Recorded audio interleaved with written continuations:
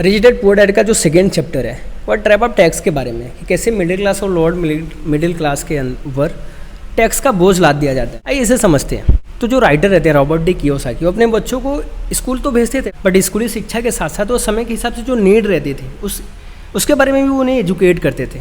ये नहीं कि एआई का समय चल रहा है और बाबर का जीवन परिचय उन्हें रटाया जा रहा है। और इसके साथ साथ वो अपने बच्चों के अंदर ये भी माइंडसेट तैयार करते थे कि नौकरी पाने के साथ साथ कैसे नौकरी देने वाला भी बना जाए। और बच्चों को अपना ऐसा कहने के पीछे उनका बहुत बड़ा कारण है कि अगर आप नौकरी करते हैं तो आपका जो सैलरी आएगा उस पर टैक्स लगेगा।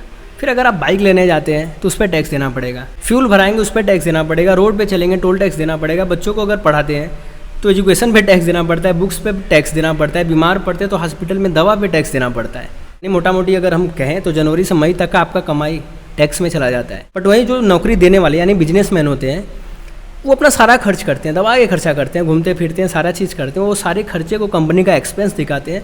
फिर उसके बाद जो उनके पास बचता है सिर्फ उस पर टैक्स देते हैं।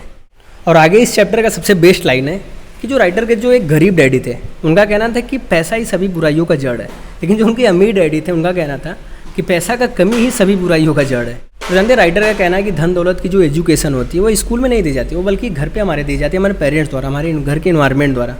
और यही कारण है कि अमीर और अमीर होते हैं क्योंकि उनके घर का इन्वायरमेंट ही ऐसा रहता है, और गरीब होते हैं। और जानते बहुत से एक्सपर्ट का ये मानना है कि गलत टैक्सेशन और गलत एजुकेशन सिस्टम के कारण है जो दुनिया के टॉप 1% लोग हैं उनके पास दुनिया की 40% संपत्ति है, और जो नीचे के टॉप 50% लोग हैं उनके पास सिर्फ 3 से 4% संपत्ति है। तो पैसे और टैक्सेशन का थोड़ा आप भी समझ रहे कि अपने बच्चों को भी बताइए, क्योंकि सिर्फ नौकरी से प्रॉब्लम दूर नहीं होने वाली है।